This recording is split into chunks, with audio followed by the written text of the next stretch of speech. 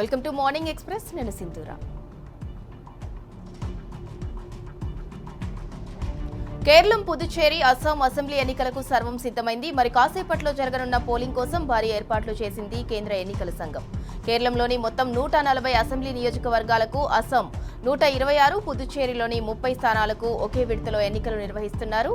ఈ నేపథ్యంలో పోలింగ్ కేంద్రాల వద్ద భద్రతను ఈసీ కట్టుదిట్టం చేసింది. భారీగా బలగాలను మోహరించింది.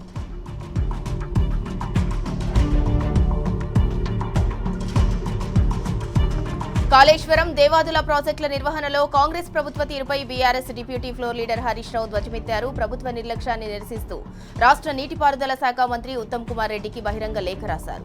ప్రాజెక్టుల్లోని భారీ మోటార్లను నిబంధనలకు విరుద్ధంగా పదే ఆన్ ఆఫ్ చేస్తూ అశాస్త్రీయంగా వ్యవహరిస్తున్నారని మండిపడ్డారు. పంపులు, మోటార్లు పాడయ్యేలా కావాలనే కుట్ర చేసి ఆ నెపాన్ని గత బీఆర్ఎస్ ప్రభుత్వంపై నెట్టేందుకు ప్రయత్నిస్తున్నారా అంటూ నిలదీశారు హరీష్ రావు. మీ రాజకీయాల కోసం ప్రాజెక్టులతో చెలగాటమాడొద్దని హరీష్ రావు హెచ్చరించారు.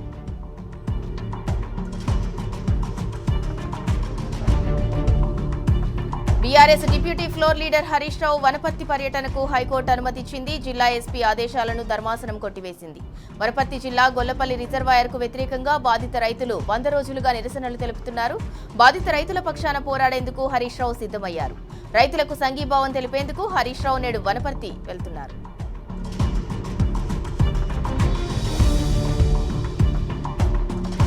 కాంగ్రెస్ సర్కార్ అప్రజాస్వామిక విధానాలపై మాజీ మంత్రి నిరంజన్ రెడ్డి మండిపడ్డారు. రైతాంగం తరపున ప్రశ్నిస్తున్న బీఆర్ఎస్ గొంతు నొక్కేందుకు ప్రభుత్వం కుట్ర చేస్తోందన్నారు. బీఆర్ఎస్ పార్టీకి ఉద్యమాలు కొత్త కాదని, కేసులు, బెదిరింపులకు భయపడితే ఈ తెలంగాణ వచ్చేదే కాదని నిరంజన్ రెడ్డి అన్నారు.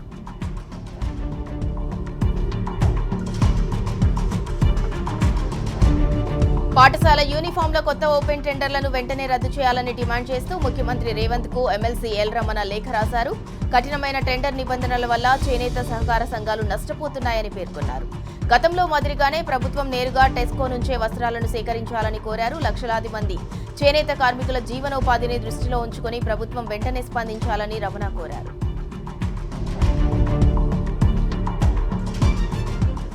అంకెలతో ఆర్థిక మంత్రి బట్టి విక్రమార్క గారడీ చేశారని ఎమ్మెల్సీ దాసోజు శ్రవణ్ మండిపడ్డారు. ప్రజలను మభ్యపెట్టేందుకు మసిపూసి మారేడుకాయ చేశారని విమర్శించారు. లోటు బడ్జెట్తో రేవంత్ ప్రభుత్వాన్ని నడుపుతున్నారని విరుచుకుపడ్డారు. రాష్ట్రం తీవ్ర ఆర్థిక సంక్షోభంలో ఉందన్నారు.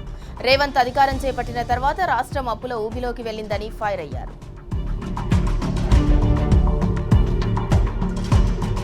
మావోయిస్టు పార్టీ కేంద్ర కమిటీ సభ్యుడు మల్లా రాజిరెడ్డితో మంతని మాజీ ఎమ్మెల్యే పుట్ట మధుకర్ భేటీ అయ్యారు. లొంగిపోయి జనజీవన స్రవంతిలో కలిసిన రాజిరెడ్డి తన స్వగ్రామమైన మంతని మండలం శాస్త్రులపల్లికి వచ్చారు. ఆయనను కలిసేందుకు అక్కడకు వెళ్లిన మధుకర్ అనేక విషయాలపై ఆయనతో చర్చించారు.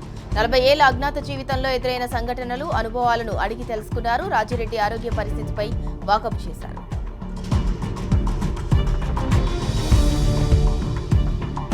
మంచిర్యాల జిల్లాలో జీవన ఉపాధి హామీ పథకంలో భారీ కుంభకోణం జరిగింది. అధికార పార్టీ నాయకులు, గ్రామ సర్పంచులు ఈ దోపిడీకి పాల్పడ్డారన్న ఆరోపణలు వెల్లువెత్తుతున్నాయి. బెల్లంపల్లి నియోజకవర్గంలోని బెల్లంపల్లి, భీమిని, కన్నేపల్లి, కాశీపేట, తాండూరు, వేమనపల్లి మండలాల్లో పనులు చేయకుండా చేసినట్లు ముందే ఎంపీ రికార్డు చేశారు. ఇప్పుడు బండారం బయటపడుతోందని, నిబంధనలకు విరుద్ధంగా నాసిరకంగా పనులు ప్రారంభించారన్న విమర్శలు వినిపిస్తున్నాయి. ఈ నేపథ్యంలో ఉపాధి హామీ పనుల కుంభకోణంపై విజిలెన్స్ విచారణ జరపాలని బీఆర్ఎస్ నేతలు డిమాండ్ చేస్తున్నారు. అధికారం చేతుల్లో ఉంది కదా అని తప్పుడు కేసులు పెడితే చూస్తూ ఊరుకోమని హెచ్చరించారు షేర్లింగంపల్లి బీఆర్ఎస్ నాయకులు రవి యాదవ్. ప్రభుత్వాన్ని ప్రశ్నిస్తే కేసులు పెడితే బీఆర్ఎస్ లీగల్ టీం 5 నిమిషాల్లో స్పందిస్తుందన్నారు. అభివృద్ధి కోసం పార్టీ మారనన్న ఎమ్మెల్యే అరికపూడి గాంధీని సమస్యలపై నిలదీస్తే అక్రమ కేసులు పెడుతున్నారని మండిపడ్డారు. ఇప్పటికైనా ఎమ్మెల్యే ఏ పార్టీలో ఉన్నారో నియోజకవర్గ ప్రజలకు స్పష్టం చేయాలన్నారు రవి యాదవ్.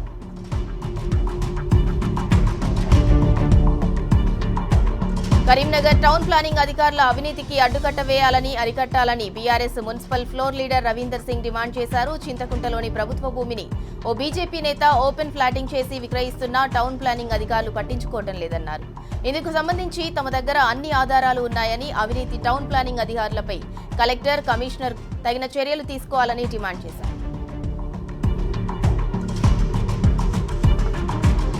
రేవంత్ సర్కార్పై అన్నదాతలు తిరగబడ్డారు. జగిత్యాల జిల్లా మెట్పల్లి పాత బస్టాండ్ వద్ద మొక్కజొన్న రైతులు ఆందోళన చేపట్టారు.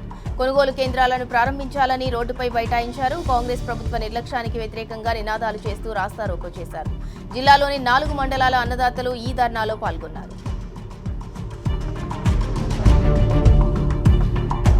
మల్కాజ్గిరిలో ఫుట్పాత్ ఆక్రమణల తొలగింపు ఉద్రిక్తంగా మారింది. మల్కాజ్గిరి చౌరస్తాలో రోడ్డుకు ఇరువైపులా ఫుట్పాత్లను ఆక్రమించిన వారిని టౌన్ ప్లానింగ్ అధికారులు తొలగిస్తున్నారు.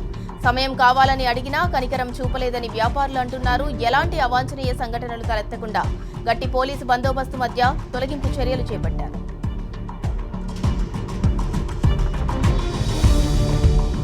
హైదరాబాద్ జలవిహార్ ఆర్వో ప్లాంట్లో పేలుడు సంభవించింది. నీటిని సరఫరా చేసే ప్లాంట్ పేలిపోవడంతో పరికరాలన్నీ తునకలయ్యాయి. విధుల్లో ఉన్న సిబ్బందికి తీవ్ర గాయాలయ్యాయి. కంప్రెషర్లో తీవ్ర ఒత్తిడి ఏర్పడటమే పేలుడుకు కారణమని భావిస్తున్నారు. గాయపడిన వారిలో ఒకరి పరిస్థితి విషమంగా ఉంది. ఘటనా స్థలానికి చేరుకున్న పోలీసులు కేసు నమోదు చేసుకుని దర్యాప్తు చేస్తున్నారు.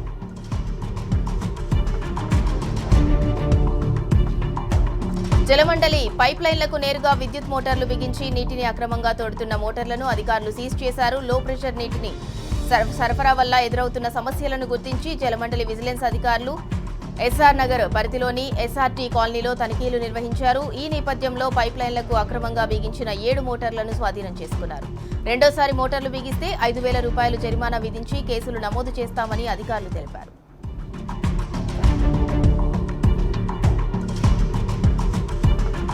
నిజామాబాద్ కాంగ్రెస్ పార్టీలో మరోసారి వర్గ విభేదాలు బయటపడ్డాయి. కాంగ్రెస్ పార్టీ కార్యాలయంలో నాయకులు బాహాబాహీకి దిగారు. రాష్ట్ర cooperative bank chairman Mohan Reddy birthday వేడుకలను జిల్లా కాంగ్రెస్ పార్టీ అధ్యక్షుడు నగేష్ రెడ్డి అడ్డుకున్నారు. ఎన్ఎస్యుఐ నాయకులకు నగేష్ రెడ్డికి మధ్య మాటల యుద్ధం నడిచింది. పార్టీ కార్యాలయంలో బర్త్డే వేడుకలను జరపడానికి మోహన్ రెడ్డికి ఉన్న అర్హత ఏంటి అని నగేష్ రెడ్డి ప్రశ్నించారు.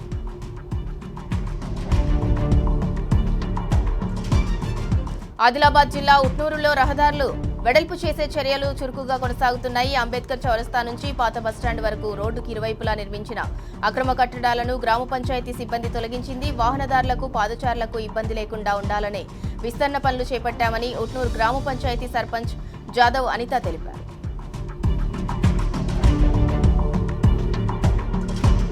రిటైర్ కానున్న ఓ ఉపాధ్యాయుడు తనకు సంబంధించిన బెనిఫిట్స్ ఫైల్ను పూర్తి చేయాలని ప్రభుత్వ ప్రధానోపాధ్యాయుడిని కోరగా అందుకు 45,000 రూపాయలు డిమాండ్ చేశారు. దీంతో ఉపాధ్యాయుడు రవీందర్ ఏసీబీని ఆశ్రయించారు. పథకం ప్రకారం బాధితుడి నుంచి లంచం తీసుకుంటూ ప్రధానోపాధ్యాయుడు చంద్రమౌళి, ఎంఈఓ రవీందర్ రెడ్ హ్యాండెడ్గా పట్టుబడ్డారు. ఉత్తమ ఉపాధ్యాయునిగా పేరున్న రవీందర్ను లంచం కోసం వేధించడం దారుణమని సాటి టీచర్లు ఆగ్రహం వ్యక్తం చేస్తున్నారు.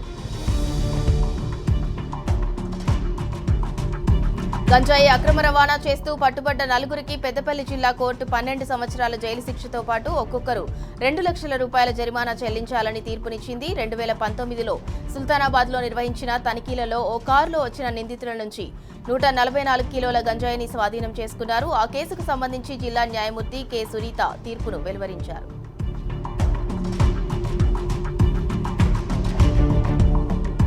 మంచిర్యాలలోని అవని పిల్లల ఆసుపత్రిలో అవుట్డేటెడ్ ఇంజెక్షన్ను పసిబాలుడికి ఇచ్చారంటూ కుటుంబ సభ్యులు ఆందోళనకు దిగారు.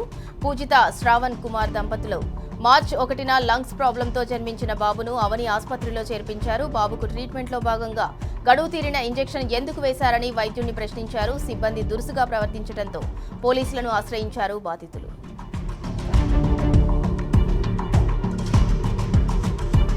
నాగర్ కర్నూలు జిల్లా వెల్దండ మండలంలో సంచలనం సృష్టించిన రుద్రాక్షల మహేష్ అనే యువకుడి హత్య కేసును పోలీసులు ఛేదించారు. పాత పగలు ఆస్తి వివాదాల నేపథ్యంలో మహేష్ ను హత్య చేయడానికి టిప్పర్ డ్రైవర్కు 2 లక్షల రూపాయలు ఇచ్చినట్టు దర్యాప్తులో తేలింది. ముందుగా టిప్పర్ లారీతో కారును ఢీకొట్టి ప్రమాదంలా సృష్టించి అనంతరం రాళ్లతో కొట్టి అతన్ని మర్డర్ చేసినట్లు దర్యాప్తులో బయటపడింది. కేసులో 6 నిందితులను అదుపులోకి తీసుకున్న పోలీసులు 6 మొబైల్ ఫోన్లు, ఘటనలో ఉపయోగించిన టిప్పర్, హుండాయ్ కారును సీజ్ చేశారు.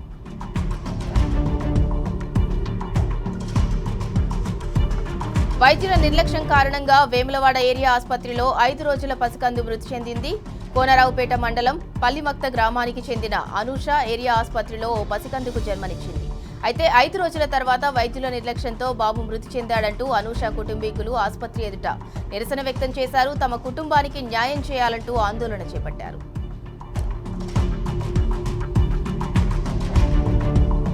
ఖమ్మం జిల్లా సత్తుపల్లి మండలం తాళ్లమడ వద్ద నడుచుకుంటూ వెళ్తున్న ఓ వ్యక్తిని గుర్తు తెలియని వాహనం ఢీకొట్టింది. దీంతో తీవ్ర గాయాల పాలైన అతను అక్కడికక్కడే మృతి చెందాడు. మృతుడు గంగారం గ్రామానికి చెందిన షేక్ వలీగా గుర్తించారు. ప్రమాదానికి కారణమైన వాహనం కోసం సీసీ కెమెరాలను పరిశీలిస్తున్నారు.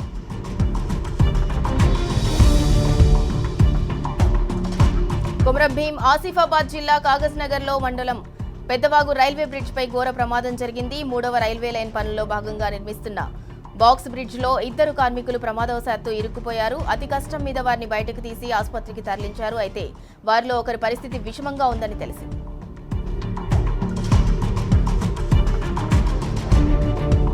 సినీ నటి రేణు దేశాయ్పై సోషల్ మీడియాలో అసభ్యకరమైన పోస్టులు పెట్టిన వ్యక్తిని సైబరాబాద్ సైబర్ క్రైమ్ పోలీసులు అరెస్ట్ చేశారు. గుంటూరు ప్రాంతానికి చెందిన రుంజాల చెన్నయ్య తరచూ యూట్యూబ్ లో రీల్స్ చూస్తూ కాలక్షేపం చేస్తాడు. ఇటీవల ప్రముఖ నటి రేణు దేశాయ్పై ఒక రీల్ ను వీక్షించిన చెన్నయ్య తన యూట్యూబ్ ఖాతా ద్వారా అసభ్యకర వ్యాఖ్యలతో పోస్ట్ చేశాడు.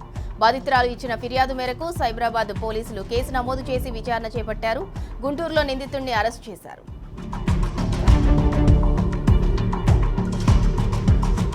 సెల్ ఫోన్ ఛార్జింగ్ పెడుతూ ప్రమాదవశాత్తు విద్యుత్ షాక్ తో యువకుడు మృతి చెందాడు. భద్రాద్రి కొత్తగూడెం జిల్లా ఇల్లందు మండలం తిలక్ నగర్ కు చెందిన సిలివేరి అభిచంద్ర ఫోన్ ఛార్జింగ్ పెడుతుంటే ఈ సంఘటన జరిగింది. ప్రస్తుతం అభి ఇంటర్ చదువుతున్నాడు. మృతదేహాన్ని పోస్ట్ మార్టం కు తరలించారు. సెల్ ఫోన్ ఛార్జింగ్ విషయంలో అందరూ జాగ్రత్తగా వ్యవహరించాలని పోలీసులు సూచించారు.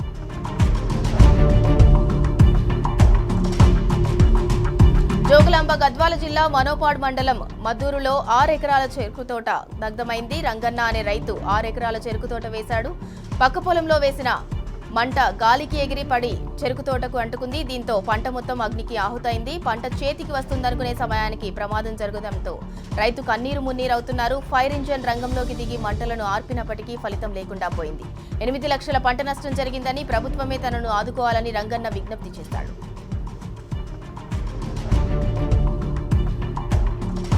పైలట్ శిక్షణ తీసుకుంటున్న ఓ యువతిపై ఇన్స్ట్రక్టర్ లైంగిక దాడికి పాల్పడ్డ సంఘటన హైదరాబాద్ లో చోటు చేసుకుంది. బేగంపేటలోని పైలట్ ట్రైనింగ్ సెంటర్ లో శిక్షణ కోసం గత ఏడాది యువతి చేరింది. ఆ సమయంలో అక్కడ ఇన్స్ట్రక్టర్ గా విధులు నిర్వహిస్తున్న నసీముద్దీన్ ఆమెపై లైంగిక దాడికి పాల్పడ్డాడు. ఈ విషయం బయట చెప్పకుండా బెదిరింపులకు పాల్పడుతున్నాడు. అతని వేధింపులు అధికమవ్వడంతో బాధితురాలు పోలీసులకు ఫిర్యాదు చేసింది. కేసు నమోదు చేసిన పోలీసులు విచారణ చేపట్టారు. రాజన్న సిరిసిల్ల జిల్లా ప్రభుత్వ ఆసుపత్రిలో వైద్యులు రోగుల పట్ల నిర్లక్ష్యంగా వ్యవహరిస్తున్నారు.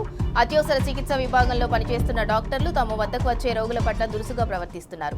ఈ క్రమంలోనే సిరిసిల్లకు చెందిన అల్వాల భాస్కర్ ప్రమాదవశాత్తు ద్విచక్ర వాహనం నుంచి పడి ఆసుపత్రికి వెళ్లాడు. అయితే అక్కడే ఉన్న డ్యూటీ డాక్టర్ శ్రవణ్ భాస్కర్ తో అనుచితంగా ప్రవర్తించాడు. పరుష పదజాలంతో రోగిని దూషించినట్లు బాధితుడు ఆవేదన వ్యక్తం చేశాడు.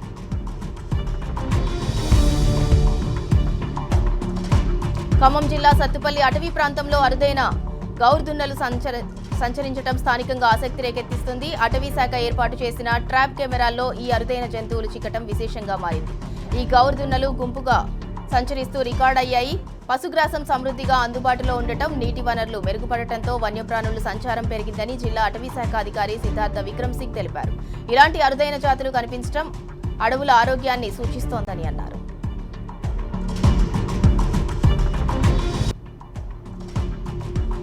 పశ్చిమ బెంగాల్లో అసెంబ్లీ ఎన్నికల కోసం నామినేషన్ల పర్వం కొనసాగుతోంది. సీఎం తృణమూల్ కాంగ్రెస్ అధినేత్రి మమతా బెనర్జీ నామినేషన్ దాఖలు చేశారు. భవానీపూర్ నియోజకవర్గం నుంచి నామినేషన్ పత్రాలను ఎన్నికల అధికారికి సమర్పించారు. అయితే ఈసారి భవానీపూర్ పోరు ఉత్కంఠ రేపుతోంది. దీదీపై బీజేపీ నాయకుడు ప్రతిపక్ష నేత సువేందు అధికారి పోటీ చేస్తున్నారు. గతంలో నందిగ్రామ్లో మమతాను ఓడించిన సువేందు ఈసారి భవానీపూర్లో కూడా విజయం సాధిస్తానని ధీమా వ్యక్తం చేస్తున్నారు. దీంతో ఈ ఎన్నికల్లో భవానీపూర్ హాట్ ఫేవరెట్ గా మారింది. మణిపూర్ భగ్గుమంటోంది. 2 చిన్నారుల మృతికి కారణమయ్యారంటూ సీఆర్పీఎఫ్ దళాలపై స్థానికులు ఆగ్రహం వ్యక్తం చేస్తున్నారు. క్యాంపుపైకి దాడికి దిగారు. అక్కడ ఉన్న ట్యాంకర్లకు నిప్పు పెట్టారు. మొయిరాంగ్ ప్రాంతంలో ఓ రాకెట్ లాంచర్ దాడిలో 2 చిన్నారులు మృతి చెందగా మరో 3కి తీవ్ర గాయాలయ్యాయి. ఇందుకు సీఆర్పీఎఫ్ జవాన్లే కారణమంటూ స్థానికులు అగ్గి మీద గుగ్గిలమవుతున్నారు. క్రమేపీ హింస రాజుకుంటోంది. దక్షిణ మధ్య రైల్వే జోన్ పరిధిలోని కాజీపేట్, బెత్తంపేట రైల్వే స్టేషన్ల మధ్య ఈరోజు కవచ్ రైలు ఇంజన్ ట్రయల్ రన్ నిర్వహించనున్నట్లు రైల్వే అధికారులు తెలిపారు. బలార్షా విజయవాడ మార్గం మధ్య ప్రయాణికులు, సరుకుల రవాణాకు అత్యంత కీలకంగా ఉంటుందని వివరించారు. హైస్పీడ్ కారిడార్లో కవచ్ అనుసంధానంతో మానవ తప్పిదాలతో ప్రమాదాలను తగ్గించేలా సిగ్నలింగ్ నెట్వర్క్స్ పెరిగిందన్నారు.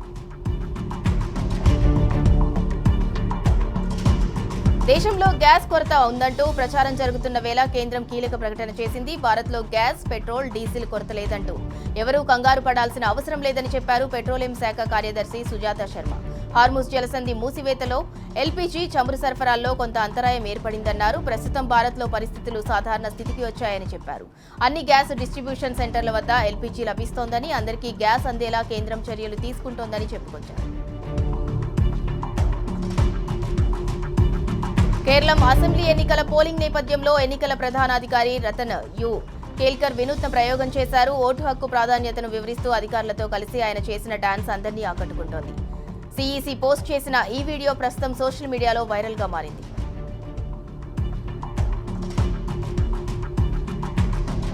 అంతర్జాతీయ ఉద్రిక్తతల వేళ కీలక నిర్ణయం తీసుకుంది రిజర్వ్ బ్యాంక్ ఆఫ్ ఇండియా. 2025-26లో వరుసగా వడ్డీ రేట్లు తగ్గించిన ఆర్బీఐ ఈసారి రేట్ల తగ్గింపుపై తటస్థ వైఖరి తీసుకుంది. కీలక వడ్డీ రేట్లను యథాతథంగా ఉంచుతున్నట్లు ప్రకటించారు ఆర్బీఐ గవర్నర్ సంజయ్ మల్హోత్రా. ఈసారి రెపో రేట్లో ఎలాంటి మార్పు లేదని 5.25% వద్దే కొనసాగిస్తున్నట్లు తెలిపారు. పంజాబ్కు చెందిన ఓ వ్యక్తికి సుదీర్ఘ కాలం తర్వాత అదృష్టం తలుపు తట్టింది. 4 దశాబ్దాలుగా లాటరీ టికెట్లు కొంటూ తన లక్ను పరీక్షించుకుంటున్న వ్యక్తికి ఎట్టకేలకు అదృష్టం వరించింది. 1.5 కోట్ల ప్రైజ్ మనీ గెలవడంతో అతడి ఆనందానికి అవధులు లేకుండా పోయాయి. పంజాబ్లోని లుధియానాకు చెందిన గురుచరణ్ సింగ్ తబలా వాయిద్యకారుడు. చిన్న వేడుకల్లో తబలా వాయిస్తాడు. తన కుమారుడి పేరుతో 200 పెట్టి కొన్న టికెట్తో అతని జీవితమే మారిపోయింది. భారీ ప్రైజ్ మనీ దక్కింది. తమిళనాడు అసెంబ్లీ ఎన్నికల వేళ సినీ నటుడు విజయ్ పార్టీ టీవీకేకు తొలి షాక్ తగిలింది. పోటీ చేయకుండానే ఒక స్థానాన్ని కోల్పోవాల్సి వచ్చింది. ఆ పార్టీ అభ్యర్థి దాఖలు చేసిన నామినేషన్ తిరస్కరణకు గురి కావడంతో ఎన్నికల బరిలోంచి తప్పుకోవాల్సి వచ్చింది. ఎడప్పాడి శాసనసభ స్థానానికి ఎమ్మెల్యే అభ్యర్థిగా నామినేషన్కు ప్రపోజర్ల సంతకాలు సరిపోలేదు. దీంతో ఆయన నామినేషన్ తిరస్కరణకు గురైంది. ఈ నియోజకవర్గం నుంచి విజయ్ పార్టీ తరపున బరిలోకి దిగిన అరుణ్ కుమార్ ఒక్కసారిగా షాక్కు గురయ్యారు.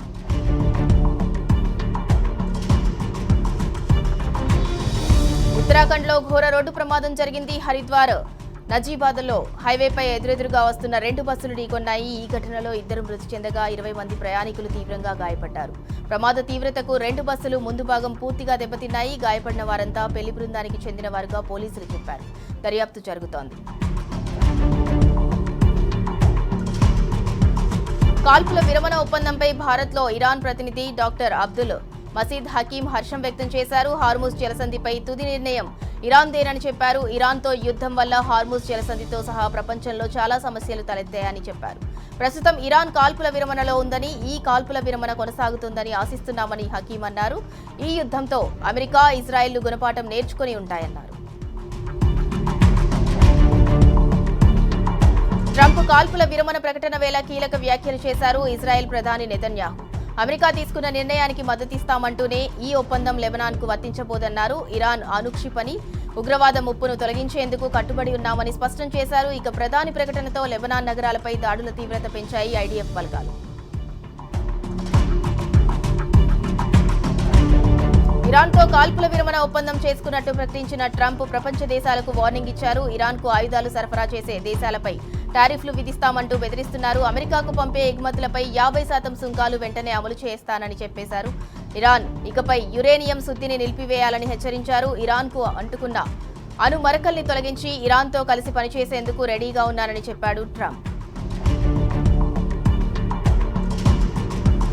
హార్ముజ్ జలసంధిని ఇరాన్ మరోసారి మూసివేసింది. లెబనాన్పై ఇజ్రాయెల్ దాడులకు నిరసనగా ఈ నిర్ణయం తీసుకుంది. అమెరికాతో కాల్పుల విరమణ ఒప్పందం కుదిరి 24 గంటలు గడవక ముందే ఇరాన్ ఈ నిర్ణయం తీసుకోవడం గమనార్హం. దీంతో పశ్చిమాసియా పరిస్థితులు మరోసారి ఆందోళనకరంగా మారనున్నాయి.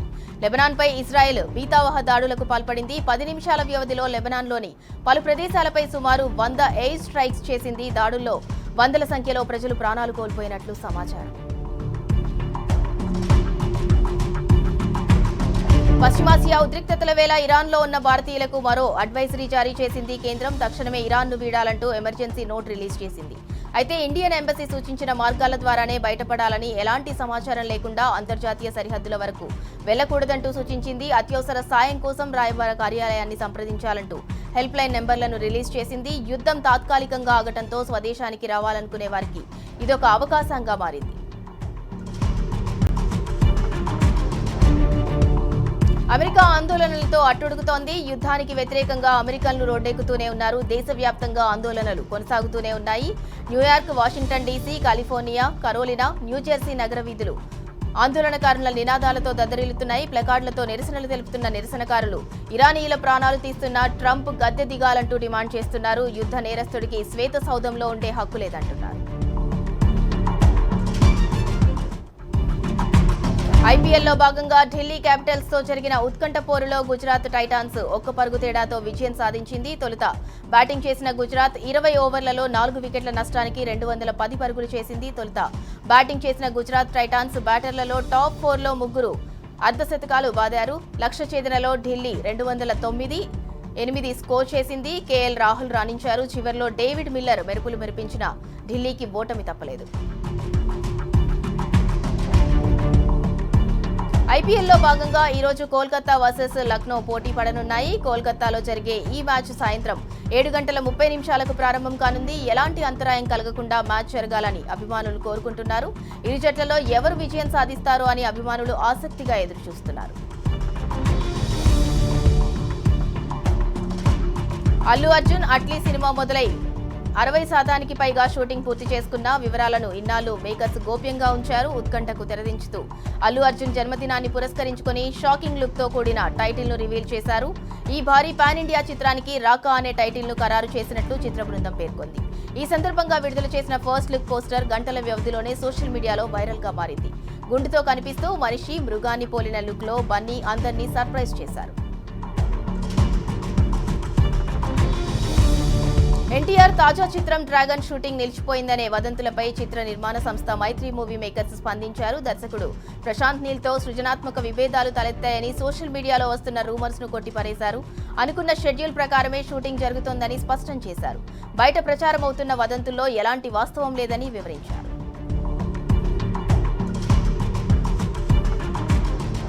ఇవి morning express updates. Keep watching tea news.